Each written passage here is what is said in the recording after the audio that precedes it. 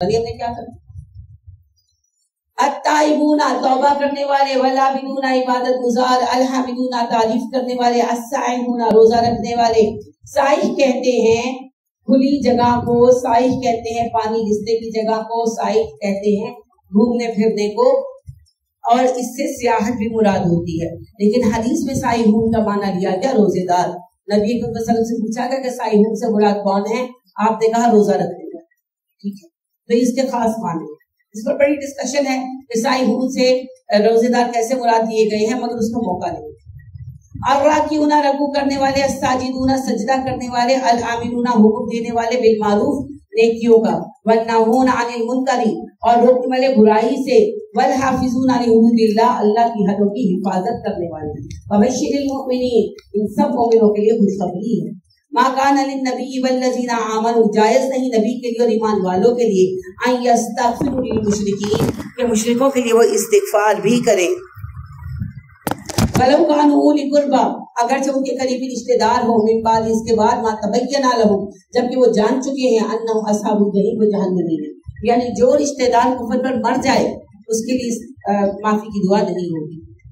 وما کان استغفار ابراہیم علی ابیہ ابراہیم جو اپنے ابا کے لیے دعا کرتے تھے اس لیے کرتے تھے الا موعدۃ وعدہا ایاہ کہ انہوں نے وعدہ کیا تھا اپنے ابا سے، اسی لیے کرتے تھے۔ آپ کو یاد ہوگا، ویسے بھی نہیں پڑھا کے پڑھیں گے لیکن پہلے پڑھ چکے ہیں کہ جب ابراہیم کے باپ نے کہا کہ ابراہیم دفع ہو جائے یہاں سے ورنہ میں تجھے سنسار کروا دوں گا، تو انہوں نے کہا اچھا میں جا رہا ہوں ابا اور میں آپ کے لیے اپنے رب سے دعا کرتا ہی رہوں گا۔ اسی وعدے کا ذکر ہے۔ فلما تبین لہ جب پتہ چل گیا ابراہیم کو انہ عدو للہ کہ وہ اس کا باپ دشمن ہے اللہ کا، تبرأ منہ ابراہیم اس سے بیزار ہو گیا۔ تو کب پتہ چلا ابراہیم علیہ السلام کو؟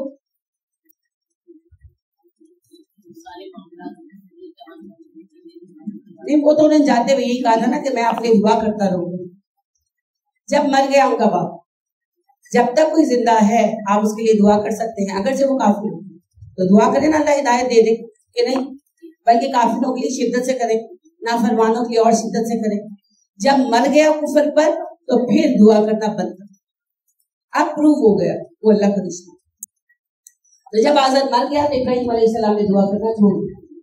ان ابراہیم لأوّاہ حلیم ابراہیم بہت درد مند انسان تھے، بہت بردبار اور تحمل والے تھے۔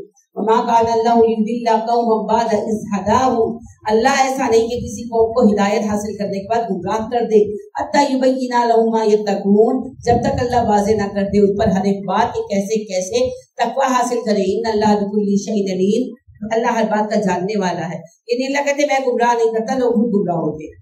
ان اللہ لہ ملک السماوات والارض آسمان و زمین کی بادشاہت اللہ کے لیے ہے۔ یحیی و یمیت وہ زندگی دیتا ہے، موت دیتا ہے۔ وما لکم من دون اللہ من ولی ولا نصیر اور تمہارے لیے اللہ کے سوا نہ سرپرست ہے نہ مددگار۔ لقد تاب اللہ علی النبی والمہاجرین والانصار اللہ مہربان ہے نبی پر، مہاجرین پر، انصار پر۔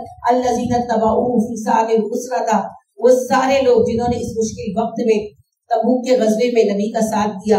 من بعد ما کاد یزیغ قلوب فریق منہم ایسے وقت میں جب انہی کے ایک گروہ کا دل ٹیڑھا ہو چکا تھا، منافقین کا۔ ثم تاب علیہم تو اللہ ان پر مہربان ہے۔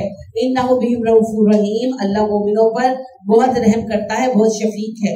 وعلی الثلاثۃ الذین خلفوا رہ گئے وہ تین لوگ جنہیں پیچھے رکھا گیا تھا۔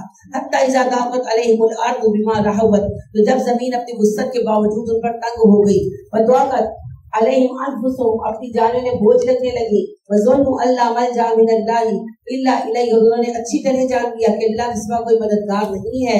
ثم تاب علیہم لیتوبوا تو اللہ مہربان ہو گیا تاکہ وہ توبہ کر لیں۔ ان اللہ هو التواب الرحیم اللہ توبہ قبول کرنے والا ہے، مہربان رب ہے۔ یہ واقعہ جی حضرت کعب کا ہے اور حضرت مرارہ بن ربیع اور ہلال بن امیہ کا۔ یہ تینوں لوگ جو تھے غزوہ تبوک سے پیچھے رہ گئے تھے، مسلمان تھے، صحیح العقیدہ، منافق نہیں تھے۔ کعب خود یہ واقعہ بیان کرتے ہوئے کہتے ہیں جب تبوک کی جنگ درپیش تھی تو میرے پاس 2 مٹھنیاں تھی اور میری فصل بہت اچھی ہوئی تھی، پیسے بھی تھے، تو بس میں نے سوچا میں کل نکلتا ہوں تو کل نکلتا ہوں تو کل نکلتا ہوں، لشکر نکل گیا۔ تو کہتے میں نے سوچا کہ لشکر تو آہستہ آہستہ جائے گا تو میں کل نکل جاؤں گا اور لشکر کو پال لوں گا، یہی کل کرتے لشکر چلا گیا۔ تو کہتے ہیں میں باہر نکلتا تو یا عورتیں بچے بیمار نظر آتے اور یا پھر منافق۔ इसी हालत में लश्कर वापस आ गया। तो जब आप सल्लल्लाहु अलैहि वसल्लम वापस आए तो जैसा भी आपने अल्लाह का बयान पढ़ा, मुनाफिकों के ढेर आने लगे। हमारे घर तो आग लग गई थी, हमारी तो छत गिर गई थी, मेरी तो टांग टूट गई थी, मुझे तो हार्ट अटैक हो गया था। बहाने अपने अपने। आप उनकी बात सुनते और कहते अच्छा अल्लाह तुम्हें माफ करे, अच्छा अल्लाह तुम्हें माफ करे, जाओ, बस इतना कह देते। तो काब भी आए तो कहते हैं कि नबी सल्लल्लाहु अलैहि वसल्लम ने मुझे देखा तो बड़े तन से मुस्कुराए, कहने लगे अच्छा आपको क्या हो गया था? तो कहते हैं मैंने कहा अल्लाह के नबी सल्लल्लाहु अलैहि वसल्लम अगर कोई दुनियादार बंदा होता तो मैं उसे कोई भी बात सुना सकता था, लेकिन आप अल्लाह के नबी हैं, मैं झूठ बोलूंगा अल्लाह बता देगा, तो मैं झूठ नहीं बोलूंगा। बात यह कि कोई रीजन नहीं थी, बस मैं सुस्ती का शिकार हो गया। मैंने कहा आज जाता हूँ, आज जाता हूँ, आज जाता हूँ, ये दिन देखना पड़ा मुझे। आपने कहा अच्छा तुम जाओ, देखते हैं अल्लाह तुम्हारे बारे में क्या हुक्म करता है। तो कहते मैं बाहर आया तो मेरे कबीले वालों ने मुझे बहुत बुरा बोला था और कहने लगे कि तुम अल्लाह के नबी से माफी मांग लेते बहाना डाल के तो भी अल्लाह माफ कर देते। अब ये देखिए गलतफहमी थी ना, और ये भी गलतफहमी के खानदान वाले खैर खाई होते हैं, हालांकि वो सारे खानदान वाले सहाबी थे, लेकिन वो कहने लगे जाओ हमें तुमने जलील कर दिया, जाओ झूठ बोलो नबी सल्लल्लाहु अलैहि वसल्लम से, कोई बहाना बना लो। तो कहते हैं इतना प्रेशराइज किया कि मैंने एक दफा तो सोचा कि मैं कुछ कहता हूँ, और कहते मैं वापस आने के लिए मुड़ा भी, फिर मैं रुका। मैं कहा मुझे बताओ मेरे जैसा मामला किसी और का भी है? उन्होंने कहा हाँ, हिलाल बिन उमैया और मुरारा बिन रबी का। कहते हैं मैंने कहा अल्लाह की कसम मैं झूठ नहीं बोलूंगा, अल्लाह के नबी से जो होता है हो जाए। तो अल्लाह के नबी सल्लल्लाहु अलैहि वसल्लम ने पहला हुक्म ये दिया कि इन तीनों के साथ मुसलमान बातचीत नहीं करेंगे। तो कोई उनसे बात नहीं करता था, कोई भी नहीं करता था, सलाम का जवाब भी नहीं देता था, नबी सल्लल्लाहु अलैहि वसल्लम भी नहीं देते थे। तो काब कहते हैं कि हिलाल और मुरारा तो घर बैठ गए, तो कहते हैं मैं मस्जिद में आता, 5 वक्त नमाज अदा करता, अपने काम भी करता, कहते कोई मुझे ना देखता ना बुलाता और ना सलाम का जवाब देता। इसी तरह 30 दिन गुजर गए। 30वें दिन हुक्म आया कि बीवियां अपने मैके चली जाए। नबी सल्लल्लाहु अलैहि वसल्लम ने हुक्म भिजवाया। तो हजरत काब कहते हैं मैंने पूछा क्या तलाक दे दूं? तो कहा कासिद ने करी तलाक देने का नहीं कहा सब बीवियों को भेज दो। तो भेज दिया। हिलाल की बीवी आई नबी सल्लल्लाहु अलैहि वसल्लम के पास, कहने लगी क्या मैं हिलाल के लिए खाना बना दिया करूं जाकर? तो आपने कहा कि हाँ बना दिया करें, फिजिकल रिलेशन नहीं करेंगी आप। तो कहने लगी हलाल को इतना होश ही का है, जब से ही वाकया पेश आया है वो तो बस रोते रहते हैं और अल्लाह से माफी मांगते हैं। तो आप सल्लल्लाहु अलैहि वसल्लम ने कहा कि ठीक है आप घर का काम कर दिया करें। बहरहाल इस बात को मजीद जो है 20 दिन गुजर गए, 50 दिन पूरे हो गए कि कोई पूरे महीने में इन तीनों को ना बुलाता था ना इनसे बात करता था, उन्हें आइसोलेट कर दिया गया। किसी ने किसी भी तरह की बात नहीं की, यानी ये भी फिर बैठकर तबसरे नहीं किए कि भाई ये कैसे लोग थे। बहरहाल 50वां दिन था। काब कहते हैं मैं बाजार में निकला तो एक बंदा मुझे ढूंढ रहा था जो रोमन ताजर था। तो जब लोगों ने बताया कि ये है काब, तो कहते हैं वो आया और उसने मुझे एक लेटर दिया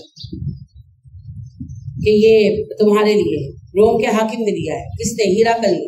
ये बात ऐसी है जैसे आज किसी को अमेरिका का सदर जो है वो पर्सनल लेटर भेजे। जी जी, जैसे आज सिलसिला चल रहा है, सजदे हो रहे हैं उनके लेटर्स के ऊपर, बिल्कुल उसी तरीके से। और ये आज नहीं, ये हर दौर में रहे हैं। लिहाजा कुद्दतुल्लाह शाहाब लिखते हैं कि हमारे वज़रा की लिस्टें अमेरिका से अप्रूव होकर आती थी कि ये वजीर बने, तो सजदे होते हैं ना उनके लेटर्स पर। तो उस तरह का मामला था। उस वक्त की सुपर पावर के बादशाह ने जाती खत भेजा हजरत काब को।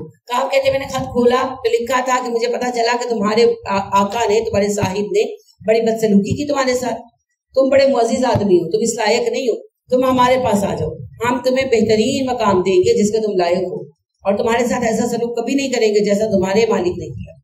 तो कहते मैंने कहा लो ये एक और मुसीबत रह गई थी मेरे लिए। तो वही कहते जहां मैं खड़ा था लोहार की भट्टी थी, तो खत कहते मैंने फाड़ के उसमें फेंक दिया और खुद घर चला गया। पता नहीं, अल्लाह बेहतर जानता है, वाकई अल्लाह बेहतर जानता है। लिहाजा एक बड़ी खूबसूरत बात है, अल्लामा इब्न सीरीन बूढ़े हो गए थे, तो एक लड़का उनसे पढ़ने आया, ताबई थे खुद वो, तो कहने लगा कि मुझे बड़ी हसरत है, काश मैं अहद नबी में होता, सहाबी होता। उन्होंने कहा कि अल्लाह ने तुम्हें जहां रखा है ना वहां पे खुश रहो, क्या पता तुम अहद नबी में होते और उनके दुश्मन होते, कौन जानता है क्या होता। ये आज हम बैठते हैं, हम तारीख पढ़ते हैं, हम कहते हैं यूं है वो है, उस वक्त होते तो हम क्या करते, ये अल्लाह ही बेहतर जानता है। लिहाजा आज नबी सल्लल्लाहु अलैहि वसल्लम आ जाए ना तो आधी से ज्यादा उम्मत उनकी इनकारी होगी, क्योंकि जो तालीम वो पेश करेंगे कौन मानेगा। कोई उनके कहने पर दाता साहब का मजार छोड़ेगा, कोई उनके कहने पर अपने महबूब इलाही साहब का आस्थाना छोड़ेगा, कोई नहीं छोड़ेगा। और फिर वो वही कहेंगे तुम कहां से नबी आ गए, फिर वही सब कुछ शुरू हो जाएगा। लिहाजा अल्लाह बेहतर जानते हैं कि हम लोग क्या करते हैं। बहरहाल अल्लाह हमें आजमाइश से बचाए, और अगर आजमाइश आए तो अल्लाह हमें उसकी लियाकत और तौफीक अता करे। तो काब ने खत फाड़ कर फेंका और खुद जाकर छत पर बैठ गए अपने घर की।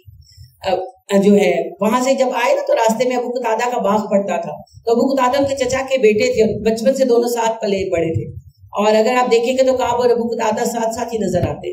तो अब इस वजह से बुला नहीं रहे थे कि नबी सल्लल्लाहु अलैहि वसल्लम ने मना किया था। तो उनकी दीवार पर चढ़कर बैठे, कहने लगे अबू कतादा क्या मैं मोमिन नहीं हूँ? तो कहते हैं अबू कतादा ने जवाब नहीं दिया। मैंने दूसरी बार पूछा, तीसरी बार मैंने कहा अल्लाह की कसम है तुम्हें तो मुझे जवाब दो। तो कहते हैं उन्होंने कहा अल्लाह और रसूल बेहतर जानते हैं। तो कहते इस बात से मैं इतना दुखी हुआ कि मैं रो पड़ा, मैं भागता हुआ घर आया, छत पर बैठ गया। तो कहते मेरा दिल चाह रहा था कि बस मैं मर जाऊं, जमीन मुझे तंग महसूस हो रही थी, अपनी जान बोझल लग रही थी। तो तभी फिर अल्लाह सुब्हानहू व तआला की ये आयतें आ गई, एग्जैक्टली वही कैफियत जो काब अपनी बात में बयान करते हैं कि मुझे अल्लाह की जमीन वुसअत के बावजूद छोटी लग रही थी और मुझे अपनी जिंदगी भी बोझ लग रही थी। तो अल्लाह ने भी कहा ना, हत्ता इज़ा दुअक़त अलैहिमुल अर्दु बिमा रहुबत व दुअक़त अलैहिम अनफुसुहुम, जमीन उन पर वुसअत के बावजूद तंग हो गई और उनकी जानें उन्हें बोझ लगने लगी। दरअसल ये अल्लाह दिलों के हाल जानता है, ये सबूत है उसका। तो बहरहाल हजरत काब कहते हैं मैं बैठा था घर की छत पर, ये रो रहा था, जब मुझे कोहे सल्ला से, उनके घर के ऑपोजिट पहाड़ी थी कोहे सल्ला, कहते वहां से मुझे किसी ने आवाज दी, काब तुम्हें मुबारक हो। कहते मुझे ये समझ आ गई कि मुझे माफी मिल गई, तो मैं सजदे में गिर गया। क्यों समझ आ गई? कोई बुला ही नहीं रहा था, 50 दिन हो गए। तो उनका किसी ने नाम लेकर पुकारा और फिर मुबारकबाद मिली, तो और उस वक्त क्या मुबारक हो सकती। तो कहते हैं इतने में यानी अभी मैं सजदे से सर नहीं उठाया था कि दरवाजे पर दस्तक हुई। मैं नीचे आया तो एक सवार आया था घोड़े पर सवार होकर, यानी सारे मुसलमान बहुत खुश थे ना, हर कोई चाह रहा था मैं जाके बताऊं। तो एक सवार जो है वो घोड़े पर सवार आया और उसने कहा कि काब मुबारक हो, अल्लाह ने तुम्हें माफ कर दिया। तो कहते हैं जो कपड़े मैंने पहन रखे थे मैंने उसे गिफ्ट कर दिए, और फिर मैं नबी सल्लल्लाहु अलैहि वसल्लम की खिदमत में आया तो आपका चेहरा ऐसे चमक रहा था जैसे 14वीं रात का चांद होता। आपने कहा काब जब से आप पैदा हुए हैं इससे मुबारक दिन आपकी जिंदगी में कभी नहीं आया। तो कहते हैं मैंने कहा अल्लाह के नबी सल्लल्लाहु अलैहि वसल्लम इस खुशी में मैं अपना सारा माल सदका करना चाहता हूँ। आपने कहा नहीं, सारा मत करो, कोई एक हिस्सा करो, बेहतर है कि तुम अपने घर वालों को मालदार छोड़ो बजाय इसके कि तुम उन्हें मोहताज कर दो। तो कहते हैं मैंने कहा अच्छा फिर मैं अपना फुलाम बाग देता हूँ। एक सजाइद बाग थे उनके, तो एक बाग उन्होंने गिफ्ट किया, वो आपने ले लिया सदका के तौर पर, और माशाअल्लाह सब कुछ वैसा ही हो गया। तो इस वाकये में अल्लाह ने बहुत सारी मिसालें रखी। सबसे पहली बात यह है गलती हो जाए तो मानो और गलती पर सजा मिले तो कबूल करो। फिर ये नहीं बीच में आप देखें ना, ये भी तो बीच में पैनिक क्रिएट कर सकते थे कि हमारे साथ ज्यादती हुई है, लेकिन नहीं, उन्होंने पूरे तहम्मुल के साथ सजा काटी। दूसरी बात इसमें यह है कि आप देखें मुसलमान कितने समझदार थे, हम तो उनके मुकाबले अगर अखलाक देखें मुसलमान कहलाने के लायक नहीं। हमारे अपने घर में सगे बहन भाइयों में माँ किसी से नाराज हो जाए या बाप नाराज हो जाए तो हम अपने सारे पिछले ग्रज निकालते, बड़ी उल्टी फिरदी सी होने पता लगे, लेकिन वहां किसी ने ऐसी बात नहीं की। वो गिद्धों का मुआशरा नहीं था। मुश्किल वक्त आया, किसी ने एक लफ्ज मुंह से नहीं निकाला। 50 दिन थे, 50 दिन हम होते 50 लाख बातें करते, किसी ने एक लफ्ज भी नहीं कहा कि देखो मुनाफिक है, यूं है वो, सब चुप, एक चुप बस। और डिसिप्लिन कितना था कि किसी ने पलट कर बात नहीं की। क्या उनके माँ बाप को उनसे मोहब्बत नहीं थी? क्या उनके कजन्स को, चचाओं को, तायाओं को, मामों को किसी को मोहब्बत नहीं थी? सबको थी। किसी ने आकर नबी सल्लल्लाहु अलैहि वसल्लम से ये नहीं कहा कि अल्लाह के नबी जाने भी दे, क्या हो गया? नहीं, चुप।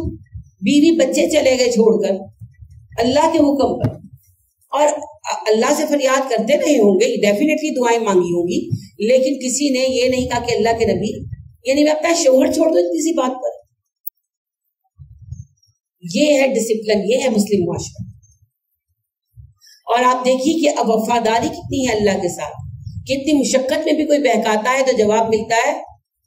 ये और मुसीबत है हमारे लिए, हमें नहीं चाहिए ऐसी मदद जो अल्लाह और रसूल से दूर करती। और यहां पर दुनिया के छोटे छोटे फायदों के लिए हम दीन बेच देते, तो हमें सोचना होगा। तो ये वाकया बहुत ही ज्यादा मुझे तो मुतासिर करता है। सारी तारीखी बहुत खूबसूरत है, लेकिन ये बहुत ही खूबसूरत वाकया है। 2 वाकयात हैं जो मेरे लिए बहुत ही ज्यादा अहम है इस्लामी तारीख में, एक इफक का वाकया और एक तबूक का वाकया।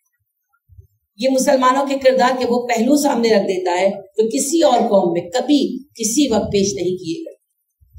तो फिर हमें ऐसे मुसलमानों को फॉलोवर बनना ना, ये हमारे अजदाद है, वो ऐसे, तो हम कैसे हैं ये हमें खुद सोचना। यहाँ तो कोई एक दिन डांट दे उस्ताद सीरियसली, यानी मैंने ये चीज अपने स्टूडेंट लाइफ से देखी है कि टीचर डांट दे तो लोग ادارے چھوڑ جاتے ہیں. اور اب تو خاص طور پر بچوں میں آ گیا ہے نا. لیکن ایسے نہیں ہوگا. علم کے حصول میں آپ کو سختی اور مشقت سہنا پڑے گی. مار تو بہت آگے کی بات ہے جی. اب تو کوئی ڈانٹ دے تو ماں باپ آ جاتے ہیں. یعنی میری کولیگ ہے, میری بہت اچھی دوست ہے نادیہ, وہ اسکول میں پڑھاتے ہیں یوسف اسکول سسٹم میں. تو کوئی بچہ بڑے لڑکوں کو پڑھاتی ہے, 9th-10th کے بچوں کو میتھس پڑھاتی ہے. تو آپ کو پتہ ہے لڑکے بہت شریر ہوتے ہیں. تو وہ ایک لڑکا مسلسل بدتمیزی کر رہا تھا, تو انہوں نے اس کو ڈانٹا اور کھڑا کر دی. تو اگلے دن اس کے پیرنٹس آ گئے. وہ بچہ کہہ کر گیا کہ میں آپ کی کمپلین کروں گا, اور اس نے کمپلین کی, اور پھر اس کے پیرنٹس بھی آ گئے. تو پھر اس نے کہا کہ جی بات یہ ہے کہ آپ پھر مجھ سے سیکشن واپس لے لیں, بڑے لڑکے ہیں, اگر وہ مس بہیو کریں گے تو سزا تمہیں دوں. لیکن آپ دیکھیں کہ یہ ہم نے یہاں تک حالات پہنچا دیے.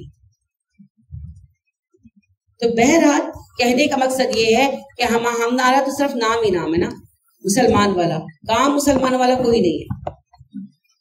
اس خوبصورت واقعے کے بعد آگے بڑھتے ہیں. اللہ کہتے ہیں یا ایھا الذین آمنوا, اے ایمان والو, اتقوا اللہ, اللہ سے ڈرو, وکونوا مع الصادقین, اور سچے لوگوں کے ساتھ ہو جاؤ. مطلب سمجھ رہے ہیں کہ اللہ کہہ رہے ہیں کہ آپ کو معافی مل گئی. پتہ ہے کیوں؟ کہ آپ سچا تھا, سچ بولا نا. تو سچ بولا کر. الصدق ینجی والکذب یہلک. وقتی طور پر سچ سے مشقت آ جاتی ہے, لیکن ہمیشہ کے لیے سچ پہ رستے کھول دیتا ہے. 2 منٹ کی اجازت دیجیے مجھے. ما کانا لأہل المدینہ, جائز نہیں اہل مدینہ کے لیے, ومن حولہم من الاعراب, نہ ارد گرد کے دیہاتیوں کے لیے, ان یتخلفوا عن رسول اللہ, کہ نبی تو جنگ پر جائیں, یہ پیچھے بیٹھے رہیں, ولا یرغبوا بانفسہم عن نفسہ, اور نبی کی جان کی پرواہ نہ کرے, اپنی جانوں کو سنبھالے. اللہ نے ناراضگی کی ریزن بتائی کہ تبوک میں نہ جانے پر اللہ اتنا غضبناک کیوں ہے, کہ نبی موت کی طرف گئے اور یہ پیچھے بیٹھے رہے جانے سنبھال کر. یہ اس کی سزا ہے.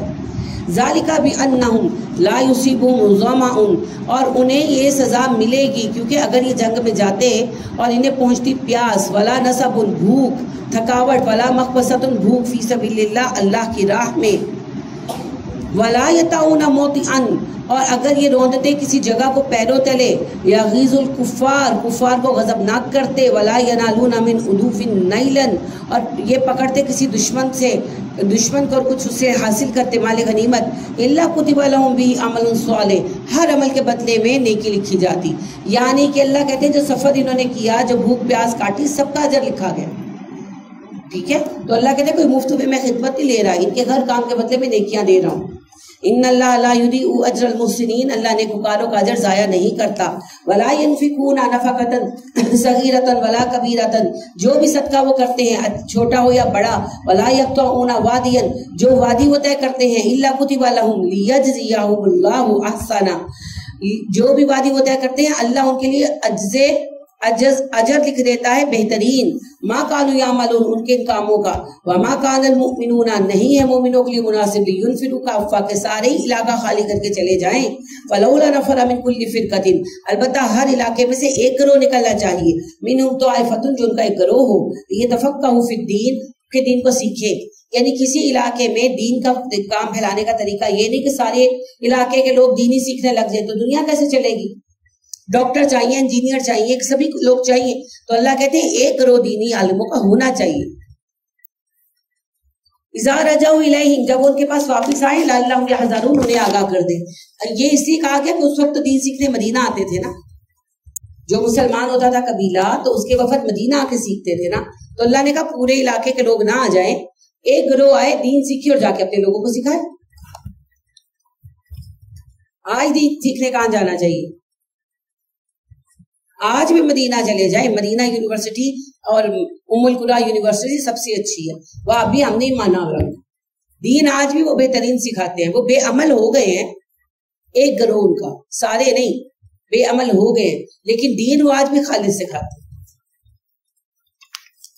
یا ایھا الذین آمنوا, اے ایمان والو, قاتلوا الذین یلونکم من الکفار, جنگ کرو ان لوگوں سے جو قریب ہے تمہارے کافروں میں سے، وَلْيَجِدُوا فِيكُمْ غِلْظَةً اور چاہیے کہ وہ تمہیں مضبوط پائیں مد مقابل، وَاعْلَمُوا جان لو ان اللہ مع المتقین، اللہ متقین کے ساتھ ہے، وَإِذَا مَا أُنزِلَتْ سُورَةٌ جب اترتی ہے کوئی سورت، فَمِنْهُمْ مَن يَقُولُ تو ان میں سے کوئی کہتا ہے، أَيُّكُمْ زَادَتْهُ هَٰذِهِ إِيمَانًا ذرا بتاؤ کس کا ایمان بڑھا اس سورت سے۔ آپ نے پڑھا نا اللہ نے سورہ آل عمران میں فرمایا وَإِذَا تُلِيَتْ عَلَيْهِمْ آيَاتُنَا زَادَتْهُمْ إِيمَانًا، جب مومنوں پر ہماری آیتیں پڑھی جاتی ہیں ان کا ایمان بڑھ جاتا ہے۔ تو طنز کرتے یہ بدتمیز منافق کہ یہ نئی صورت آئی ہے تمہارا ایمان بڑھا۔ اللہ کہہ رہے ہیں فَأَمَّا الَّذِينَ آمَنُوا فَزَادَتْهُمْ إِيمَانًا، ہاں جو ایمان والے ہیں ان کا ایمان بڑھتا ہے، وَهُمْ يَسْتَبْشِرُونَ وہ خوش ہو جاتے ہیں۔ وَأَمَّا الَّذِينَ فِي قُلُوبِهِمْ مَرَضٌ رہے وہ جن کے دلوں میں مرض ہے، فَزَادَتْهُمْ رِجْسًا إِلَىٰ رِجْسِهِمْ ان کے دل میں گندگی پر گندگی بڑھ